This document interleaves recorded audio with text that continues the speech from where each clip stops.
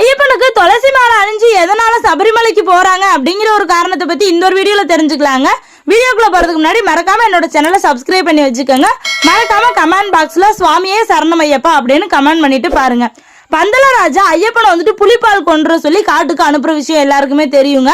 அப்போ வந்துட்டு பந்தல மன்னர் வந்துட்டு ரொம்பவே அச்சப்படுறாரு. எப்படி இது சாத்தியம், நம்ம இவ்வளோ பெரிய நாட்டுக்கே அரசரா இருந்துட்டு நம்ம போகாம ஒரு சின்ன குழந்தைய நம்ம அனுப்புறோமே அப்படின்னு சொல்லிட்டு ரொம்பவே கவலையும் கொள்றாரு. அது மட்டும் இல்லாம அவருக்கு ரொம்ப குற்ற உணர்வாகவும் இருக்குதுங்க.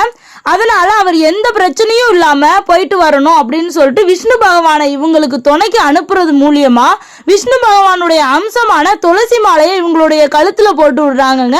அதனால மட்டும் துளசி மாலை வந்துட்டு அவ்வளவு சிறந்தது இல்லைங்க. துளசி மாலை வந்துட்டு மூச்சு சம்பந்தமான பிரச்சனைகளை வந்துட்டு சரி செய்யுங்க.